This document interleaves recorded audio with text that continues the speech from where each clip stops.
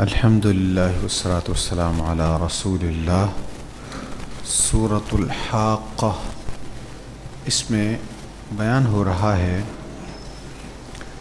کہ جن کو نامہ اعمال دائیں ہاتھ میں پکڑایا جائے گا اور جن کو بائیں ہاتھ میں پکڑایا جائے گا ان کی کیفیت کیا ہوگی۔ جس کو اس کا صحیفہ اعمال اس کے دائیں ہاتھ میں دیا جائے گا وہ کہے گا آؤ میرا نامہ اعمال پڑھو، مجھے یقین تھا کہ میں نے اپنے حساب سے ملنا ہے۔ جن کے دائیں ہاتھ میں نامہ اعمال ہے وہ کہیں گے پڑھو دیکھو۔ اچھا، دائیں ہاتھ میں کیوں ملا ہے؟ اس لیے کہ مجھے قیامت کے دن پر یقین تھا، میں یہ عقیدہ رکھتا تھا کہ اللہ کے حضور حاضر ہونا ہے۔ صرف عقیدہ نہیں رکھتا تھا، اس کے مطابق عمل بھی کرتا تھا کہ کل اللہ کی بارگاہ میں حاضر ہونا ہے۔ اب اس کے لیے جزا کیا ہے؟ فَهُوَ فِي عِيشَةٍ رَاضِيَةٍ، پس وہ پسندیدہ زندگی میں ہوگا، بلند جنت میں جس کے پھلوں کے خوشے جھکے ہوئے ہیں، اور اس کو کہا جائے گا کلوا واشربوا ہنیئا بما اسلفتم فی الایام الخالیہ، خوب مزے سے کھاؤ اور پیو ان نیک کاموں کے عوض جو تم نے گزشتہ ایام میں بھیجے تھے۔ یہ جن کو نامہ اعمال دائیں ہاتھ میں ملا، اور رہا وہ جس کا صحیفہ اعمال اس کے بائیں ہاتھ میں دیا جائے گا، پس وہ کہے گا کاش مجھے میرا اعمال نامہ دیا ہی نہ جاتا اور مجھے معلوم نہ ہوتا کہ میرا کیا حساب ہے، کاش وہی موت میرا کام تمام کر دیتی۔ یعنی جو مجھے موت آئی ہے اس موت سے میں ختم ہو جاتا۔ تو موت سے انسان ختم تو نہیں ہوتا، موت سے تو یہاں کا جو دورانیہ ہے وہ مکمل ہوتا ہے، بندہ ختم نہیں ہوتا، بندہ برزخی زندگی میں چلا جاتا ہے۔ تو وہ کہے گا کاش موت سے میں ختم ہو جاتا، ما اغنی عنی مالیہ، میرا مال میرے کسی کام نہ آیا۔ مال تو وہی کام آتا ہے نا جو صحیح جگہ خرچ کیا جائے، اللہ کے راستے میں خرچ کیا جائے۔ وہ ام المؤمنین سیدہ عائشہ صدیقہ رضی اللہ تعالیٰ عنہ فرماتی ہیں ایک دن ایک بکری آئی گفٹ تحفہ، اس کو ذبح کیا تو سرکار علیہ الصلوۃ والسلام کو بکری کا شانے کا گوشت، دستی کا گوشت پسند تھا، تو آپ کہتی میں نے وہ رکھ لیا، باقی سارا صدقہ کر دیا۔ تو کریم آقا صلی اللہ علیہ وسلم تشریف لائے تو میں نے کہا حضور بس یہ شانے کا گوشت میں نے بچا لیا ہے، باقی سارا صدقہ کر دیا ہے۔ آپ نے فرمایا یہ شانے کے گوشت کے علاوہ تم نے سارا بچا لیا ہے، جو خرچ کیا نا وہ بچایا تم نے۔ اب وہ کہہ رہا میرا مال میرے کسی کام نہ آیا، کیونکہ مال کو اللہ کے راستے میں خرچ ہی نہیں کیا، یا جیسے اللہ اور اس کے رسول نے کہا تھا ویسے خرچ نہیں کیا۔ اب مشرکین بھی سخاوت تو کرتے تھے، لیکن سخاوت تو تبھی فائدہ دے گی نا جب اللہ کو پہلے مانو، اللہ کو مانو، پہلے عقیدہ ٹھیک کرو، پھر سخاوت تمہیں فائدہ دے گی۔ تو وہ کہے گا میرا مال میرے کسی کام نہ آیا، ہلک عنی سلطانیہ، میرا غلبہ ختم ہو گیا، جاتا رہا، جو میرا جاہ و جلال تھا، جاہ و حشم تھا، سرداری تھی میری، وہ ساری ختم ہو گئی۔ اس سے اگلے رکوع میں ارشاد ہے وَإِنَّهُ لَحَسْرَةٌ عَلَى الْكَافِرِينَ، اور بے شک یہ قرآن ضرور کافروں کے لیے باعث حسرت ہے۔ کافر حسرت میں مبتلا۔ حسرت کیا ہوتا ہے؟ حسرت کی ڈیفینیشن یہ ہے ایسی خواہش جو بندے کی پوری نہ ہو سکے، اس کو کہتے ہیں حسرت۔ حسرت ان غنچوں پہ ہے جو بن کھلے مرجھا گئے، تو حسرت وہ خواہش ہے جو پوری نہیں ہو سکتی. مثلا کوئی بڑھاپے میں کہے میں جوان ہو جاؤں، اب یہ تو نہیں ہوگا نا. تو حسرت وہ خواہش ہے جو پوری ہو ہی نہیں سکتی. اب قیامت کے دن کفار حسرت میں ہوں گے، کاش ہم قرآن پر ایمان لے آتے، جو قرآن میں تھا ہم اس کو مان لیتے، اس کے مطابق زندگی گزار لیتے تو آج ہمارا اچھا مستقبل ہوتا.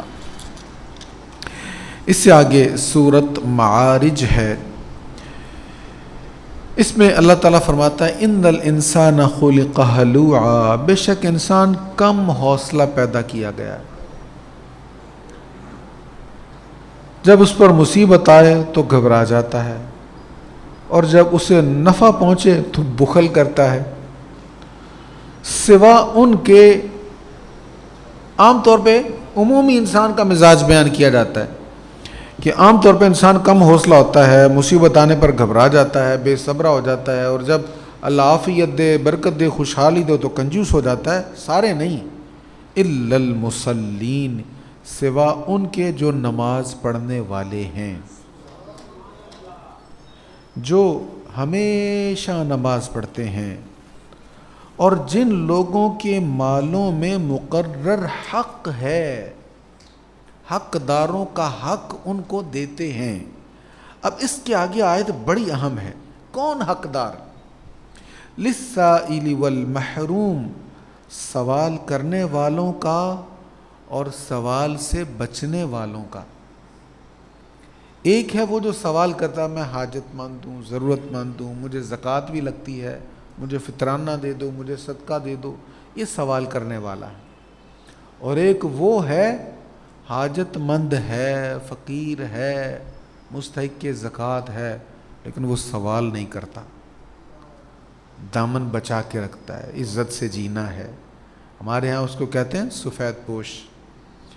تو اللہ تعالیٰ فرما رہا ہے، خوبی بیان کر رہا ہے ان لوگوں کی جو سوال کرنے والوں کو بھی دیتے لیکن ڈھونڈتے ہیں کون ہے حاجت مند ہے پر سوال نہیں کرتا. ایسے لوگوں کو ڈھونڈ کر دینا یہ بڑے اجر کا کام ہے. اس سے آگے ارشاد ہے، کفار اصل میں یہ کہتے تھے، مشرکین کہتے تھے اچھا اگر جنت ہوئی تو ہم تو جائیں گے ہی جائیں گے، ہم یہاں دنیا میں بھی سردار لوگ ہیں، یہاں بھی ہماری عیش و عشرت ہے. اگر کوئی دیکھو نا، ہم مکہ شریف کے ہم سردار ہیں، وہ سمجھتے تھے ہم مکے کے سردار ہیں تو جہاں بھی جائیں بحیثیت سردار ہمارا ایک پروٹوکول ہوتا ہے، تو جہاں بھی ہم جائیں، یمن جائیں، شام جائیں تو ہمیں عزت سے دیکھا جاتا ہے. تو یہ جس جنت کا مسلمان کہتے ہیں اگر کوئی ہوئی تو وہاں بھی ہماری ٹھاٹ باٹ ہوگی، وہاں بھی ہماری عزت ہوگی. تو اللہ تعالیٰ فرما رہا ہے کیا ان میں سے ہر شخص کو یہ توقع ہے کہ اس کو نعمت والی جنت میں داخل کیا جائے گا؟ اچھا کس بنا پر یہ توقع کر رہے ہیں یہ مشرکین؟ یہ سمجھتے کیا خود کو؟ اللہ تعالیٰ فرما رہا ہے ہرگز نہیں، بے شک ہم نے ان کو اس چیز سے بنایا ہے جس کو وہ جانتے ہیں. اے مشرکو، تم کس بنیاد پر اس زوم میں ہو کہ تمہیں جنت میں ضرور بھیجا جائے گا؟ تم ہو کیا چیز؟ خلق من ماء دافق، تمہیں اچھلتے کودتے غلیظ پانی سے تو تمہیں بنایا گیا ہے. کس بنیاد پر تم سمجھتے ہو کہ تم جنت میں جاؤ گے؟ ہرگز کوئی اپنے کبر یا اپنی سرداری کی بنیاد پر یہ نہ سمجھے کہ جنت میں جائے گا. ہاں، اللہ کا فرما بردار ہو جائے، اس کے حبیب کا غلام ہو جائے تو انشاءاللہ جنت میں جائے گا انشاءاللہ. تو جنت میں جانے کے لیے یہاں پہ تصور کیا جا رہا ہے، تصور یہ دیا جا رہا ہے کہ جنت میں جانے کے لیے اپنا حسب نسب، اپنا کوئی تعلق یا نسبت پر ہی مان نہیں کرنا چاہیے، بلکہ جنتیوں والے کام کرنے چاہیے اللہ تعالیٰ کی توفیق سے. اس سے آگے سورہ نوح ہے، حضرت نوح علیہ السلام کا ذکر ہے. انہوں نے اپنی قوم کو بڑا سمجھایا، بہت تبلیغ کی، قوم نہیں مانی. بالآخر انہوں نے اللہ کی بارگاہ میں عرض کی، یا اللہ یہ تو نہیں مان رہے، میں نے ان کو یہ بھی کہا، یہ بھی کہا، یہ بھی کہا، اس طرح بھی سمجھایا، اس طرح بھی سمجھایا، لیکن یہ میری بات نہیں مان رہے. اب جو انہوں نے اپنی قوم سے کہا تھا اس کو اللہ تعالیٰ بیان فرما رہا ہے. انہوں نے کیا کہا؟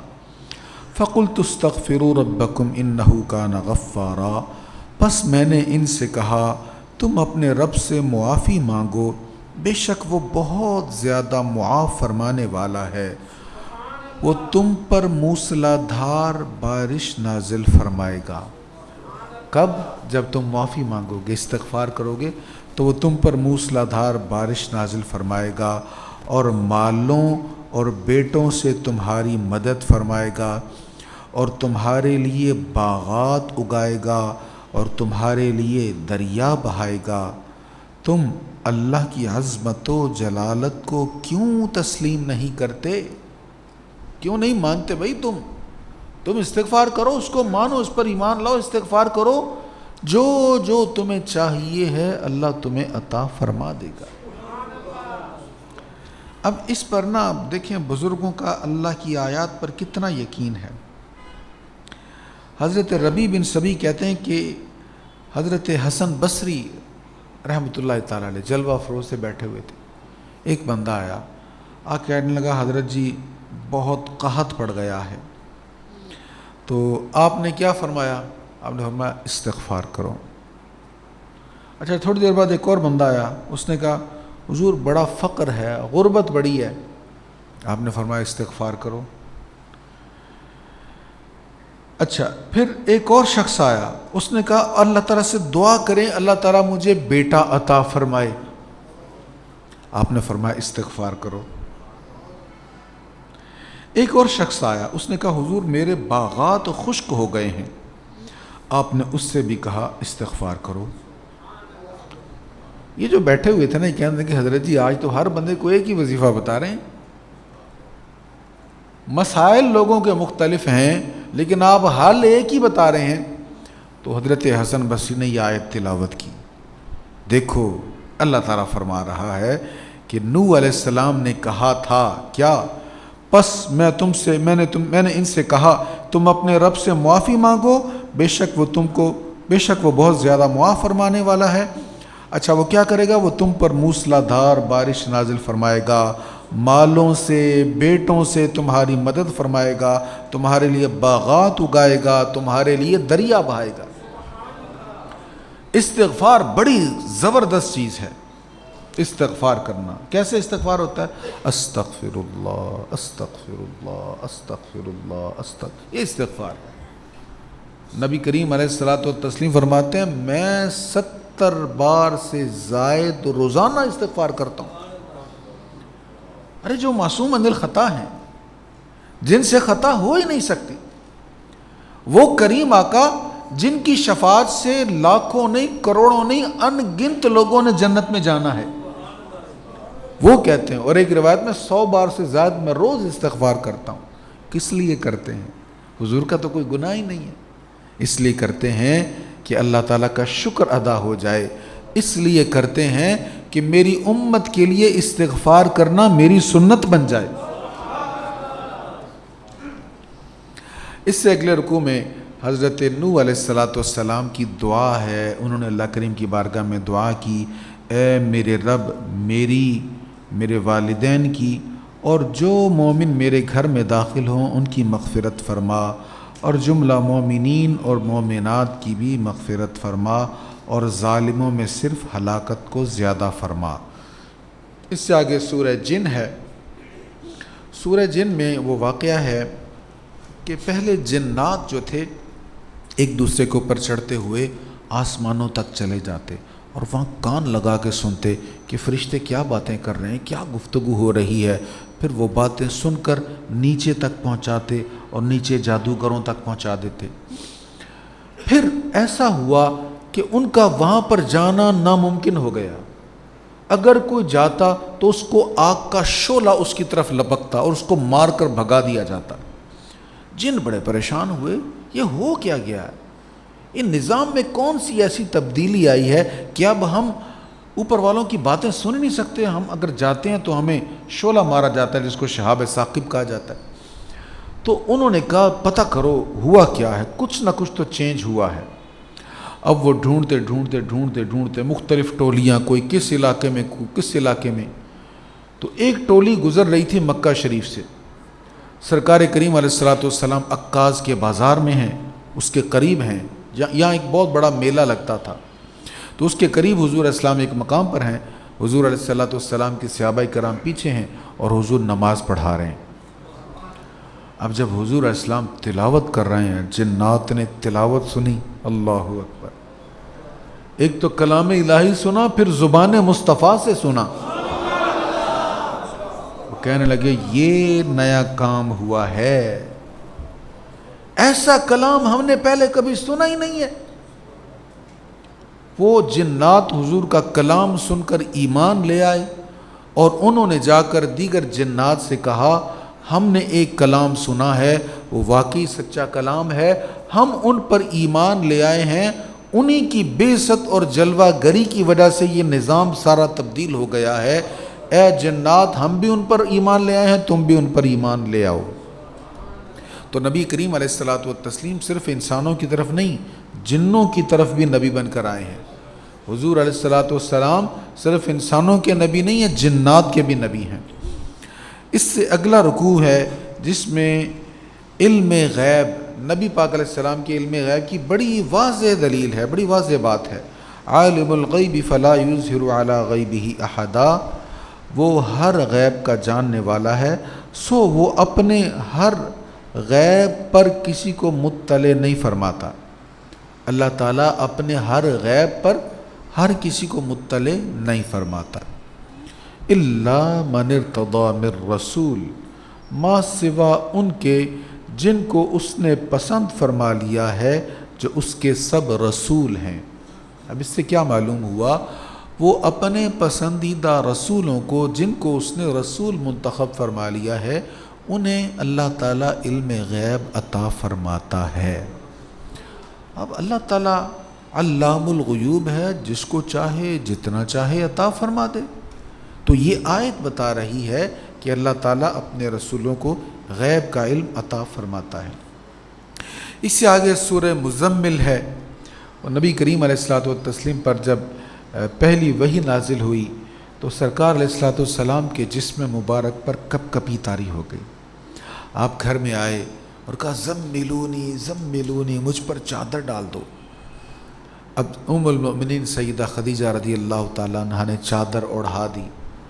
اب وہ چادر اوڑھنے والا انداز اللہ کو کتنا پسند آیا کہ محبوب علیہ السلام کو فرمایا یا ایہا المزمل، اے چادر لپیٹنے والے، قم اللیل الا قلیلا، رات کو نماز میں قیام کریں مگر تھوڑا کریں۔ کریم آقا صلی اللہ علیہ وسلم ساری رات کھڑے ہیں قیام میں، وہ لذت آتی ہے، پاؤں مبارک میں ورم آ گیا لیکن کھڑے ہیں، طویل قیام ہے۔ اللہ نے فرمایا نہیں حبیب، اتنا قیام نہ کرو، تھوڑا قیام کر لیں۔ نصفہ او انقص منہ قلیلا، آدھی رات یا اس سے کچھ کم کریں، او زد علیہ، یا اس میں کچھ اضافہ کر لیں، کم کر لیں۔ اچھا اگر آپ کا دل چاہتا ہے زیادہ کرنے کو، چلو تھوڑا اضافہ کر لیں۔ ورتل القرآن ترتیلا، اور قرآن ٹھہر ٹھہر کر پڑھیں۔ قرآن ٹھہر ٹھہر کر پڑھنے سے کیا فائدہ ہوتا ہے؟ معانی پر غور ہو سکتا ہے۔ دیکھیں آپ نے سورہ فاتحہ کا اگر معنی سمجھا ہوا ہے تو پھر آپ ٹھہر ٹھہر کر پڑھیں گے تو معانی پر غور ہوگا، اور اگر بہت تیز پڑھیں نہ سمجھ لگے گی، نہ صحیح ادا ہوگا، اور نہ ہی معانی پر غور ہو سکے گا۔ اس لیے اللہ تعالیٰ نے حکم فرمایا وَرَتِّلِ الْقُرْآنَ تَرْتِيلًا، قرآن کریم کو خوب ٹھہر ٹھہر کر پڑھنا چاہیے۔ اس سے آگے سورہ مدثر ہے، اس میں بڑا اہم حکم ہے ہم سب کے لیے، وَلَا تَمْنُن تَسْتَكْثِرْ، اور زیادہ لینے کے لیے کسی پر احسان نہ رکھیے۔ ہمارے یہاں بہت سارے ایسے رسم و رواج ہیں کہ جہاں ہم کسی پر مہربانی کرتے ہیں اس لیے کہ بدلے میں اس سے بڑی مہربانی ہو ہمارے ساتھ، اس سے منع کیا گیا۔ مہربانی کریں، احسان کریں، لیکن اس بندے سے بدلے کی توقع نہیں رکھنی چاہیے۔ کسی پر مہربانی کرتے ہوئے نیت یہ رکھیں کہ یہ اللہ کا بندہ ہے، میں اس کے کام آؤں گا، اس کے ساتھ مہربانی کروں گا تو اس کا جو مالک ہے، جو رب ہے، میں بھی اسی کا بندہ ہوں تو وہ میرے ساتھ مہربانی فرمائے گا۔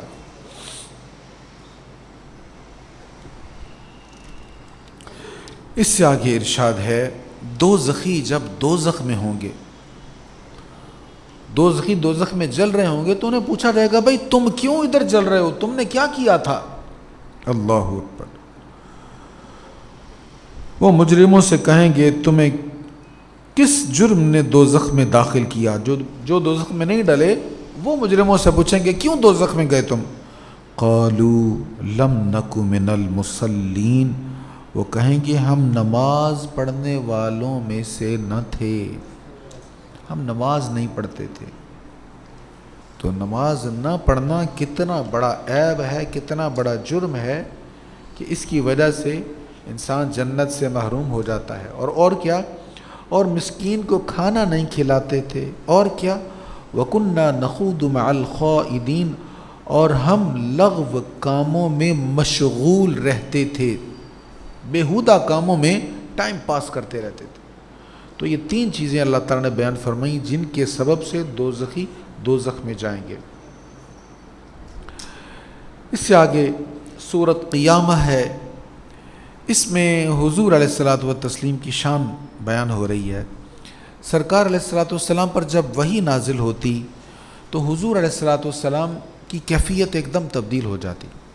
سرکار گفتگو کر رہے ہوتے صحابہ سے، جیسے ہی وحی شروع ہوتی حضور ایک دم خاموش ہو جاتے، اور پیشانی مبارک پر پسینے کے حسین قطرے نیچے آ رہے ہوتے، تو وحی کا ثقل بوجھ محسوس فرماتے، پسینہ مبارک آنا شروع ہو جاتا، اور آپ سب توجہ ہٹا کر اللہ کی طرف متوجہ ہو جاتے۔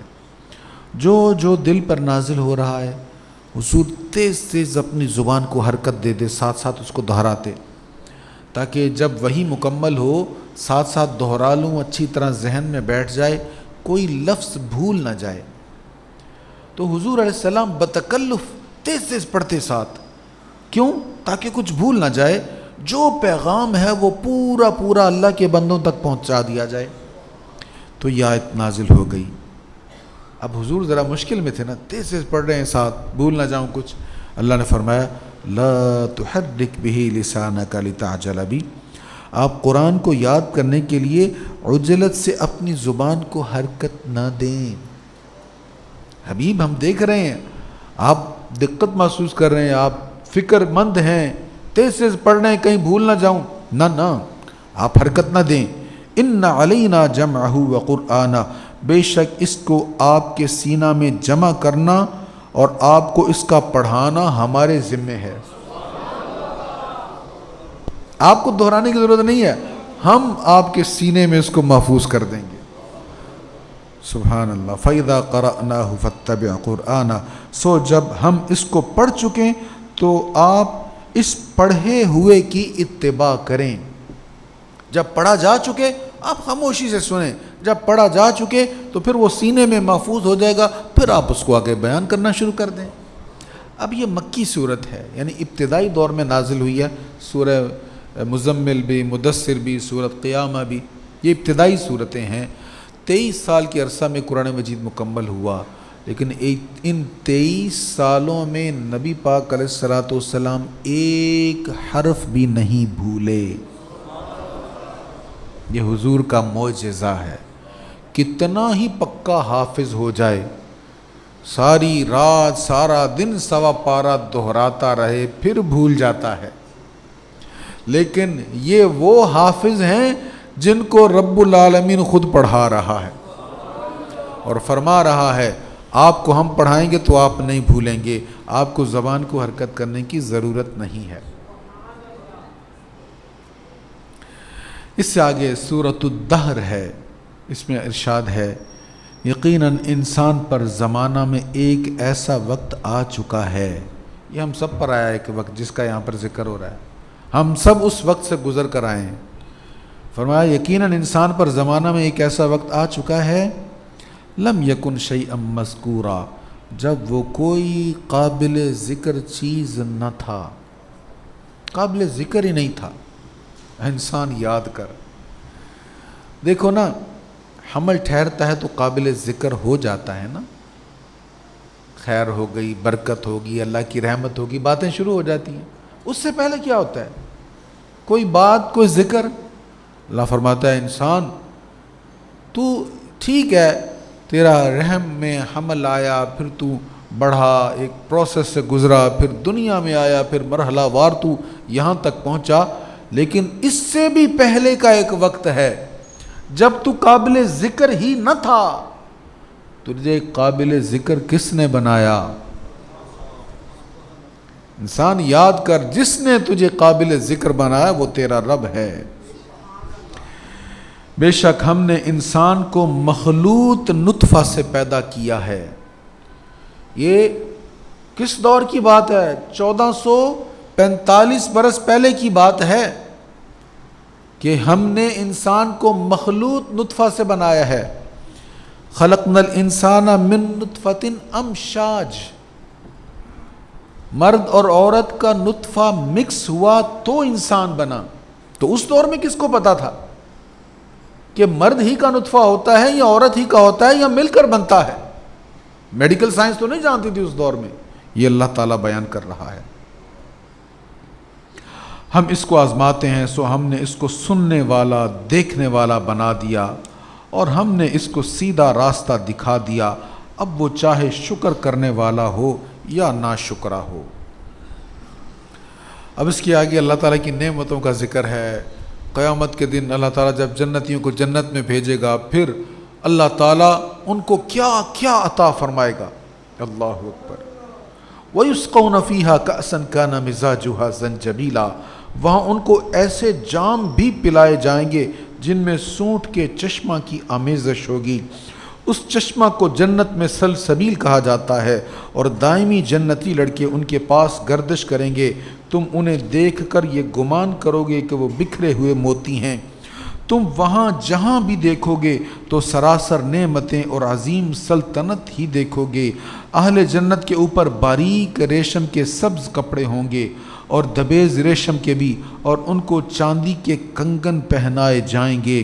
وَسَقَاهُمْ رَبُّهُمْ شَرَابًا طَهُورًا، اور ان کا رب انہیں پاکیزہ جام پلائے گا۔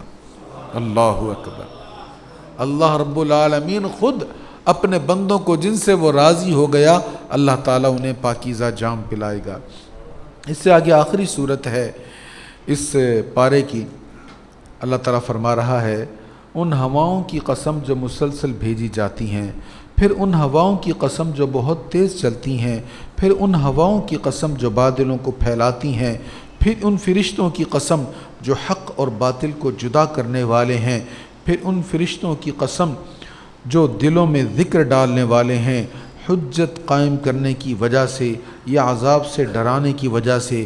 تو اتنی زیادہ قسمیں ارشاد فرمانے کے بعد پھر 8ویں آیت میں وہ بات ارشاد فرمائی جس کے لیے یہ ساری قسمیں ارشاد فرمائیں۔ وہ بات کیا ہے؟ اللہ تعالیٰ فرما رہا ہے، بے شک جس قیامت کا تم سے وعدہ کیا گیا ہے وہ ضرور واقع ہونے والی ہے۔ یہ قسموں کے ساتھ کیوں بیان کیا؟ تاکہ ہمارا ایمان پختہ ہو جائے۔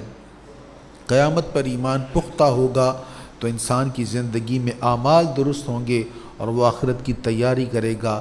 اللہ ہمیں اس کی توفیق نصیب فرمائے۔